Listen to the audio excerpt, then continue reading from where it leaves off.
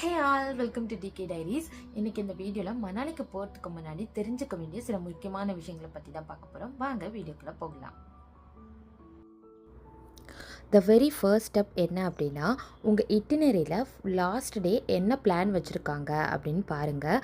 அதில் வெறும் check out மட்டும்தான் இருக்குது அப்படின்னா, உங்கள் பிளானர்கிட்ட சொல்லி எங்களுக்கு ப்ரீவியஸ் டேவே செக் அவுட் கொடுத்துருங்க அப்படின்னு கேட்டு அவங்கக்கிட்டேருந்து காஸ்டிங் கம்மி பண்ணிக்கலாம். த வெரி நெக்ஸ்ட் ஸ்டெப் என்ன அப்படின்னா, உங்களோட டிரைவர் கண்டிப்பாக இங்கிலீஷ் பேச தெரிஞ்சவராக இருந்தால் மட்டும்தான் உங்களுக்கு கம்யூனிகேஷனுக்கு ரொம்ப யூஸ்ஃபுல்லாக இருக்கும். ஏன்னா உங்கள் டிரைவரும் அவராக தான் இருப்பார், உங்களோட கைடும் அவராக தான் இருப்பார். த தேர்ட் ஸ்டெப் என்னென்னா, உங்கள் டிரைவரை பிளைண்டாக பிலீவ் பண்ணாமல் நீங்களும் உங்களோட ஓன் ரிசர்ச் பண்ண வேண்டியது இருக்கும். ஏன்னா ஷிம்லா அண்ட் மணாலியில் அவங்களுக்கு நிறைய இடத்துல லிங்க்ஸ் அண்ட் கான்டாக்ட்ஸ் இருக்கும். அப்படி இருக்கும்போது அவங்களுக்கு எந்த இடத்துலலாம் கமிஷன் கிடைக்குதோ அங்கே தான் போய் உங்களுக்கு வந்து ரைடு புக் பண்ணுறதா இருந்தாலும் ஏதாவது ஆக்டிவிட்டி பண்ண இருந்தாலும் அங்கே நிறுத்துவாங்க. ஸோ உங்களுக்கு காஸ்ட் அதிகமாக தான் இருக்கும். அதனால் நீங்கள் என்ன பண்ணணுன்னா, எந்த டெஸ்டினேஷனில் ஆக்டிவிட்டி பண்ணணுமோ அங்கே போயிட்டு அங்கே உள்ளவங்க கிட்ட விசாரித்து நீங்கள் ரைட் ஆக்டிவிட்டி பண்ணிங்கன்னா உங்களுக்கு காஸ்ட் ரொம்பவே கம்மியாகும். அண்ட் த நெக்ஸ்ட் பாயிண்ட் என்ன அப்படின்னா, பெட் வார்மர் அப்படி இல்லைனா ஹீட்டர் உங்களுக்கு உங்கள் பேக்கேஜ்லேயே வர மாதிரி கேட்டு வாங்கிடுங்க.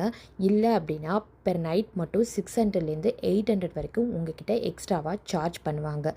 அதுக்கப்புறம் ட்ராவல் ஃப்ரெண்ட்லி டிப்ஸ் என்ன அப்படின்னா, நீங்கள் நிறைய லக்கேஜ் எடுத்துகிட்டு போகாதீங்க. ஏன் அப்படின்னா, நீங்கள் நிறைய ட்ரெஸ் எடுத்துகிட்டு போனாலுமே அங்கே வியர் பண்ண மாட்டீங்க. நீங்கள் குளிப்பீங்களா இல்லையானே தெரியாது. ஸோ இந்த மாதிரி சிச்சுவேஷனில் நீங்கள் நிறைய ட்ரெஸ் எடுத்துகிட்டு போகாதீங்க. அண்ட் இன்னொன்று என்னென்னா, ஷிம்லாலேருந்து மணாலி போகிற வழியில் ஒரு இடத்துல ஸ்டாப் பண்ணுவாங்க. இங்கே ரிவர் ராஃப்டிங் நல்லாயிருக்கும் அப்படின்னு சொல்லிட்டு.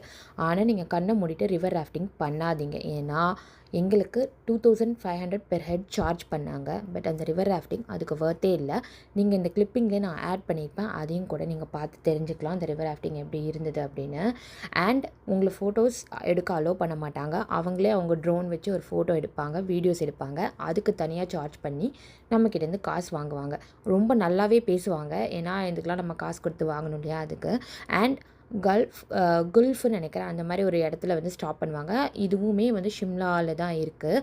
அங்கே ஸ்டாப் பண்ணுனா குதிரையில் வந்து மேலே கூட்டிகிட்டு போவாங்க. அதுக்கு வந்து 1500 நம்மக்கிட்ட சார்ஜ் பண்ணுவாங்க பெர் ஹெட். அங்கே நம்ம போனோம் அப்படின்னா அந்த ரைடு வந்து ரொம்ப நல்லாயிருக்கும், ரொம்ப ஸ்ட்ரீப்பாக இருக்கும், ப்ளஸ் வந்து ரொம்ப த்ரில்லிங்காக இருக்கும்.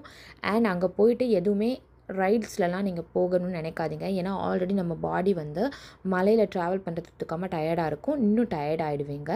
அண்ட் இது எல்லாத்தையும் பிளான் பண்ணிவிட்டு ட்ரிப்பை என்ஜாய் பண்ணுங்கள். தேங்க்ஸ் ஃபார் வாட்சிங் திஸ் வீடியோ. பாய்.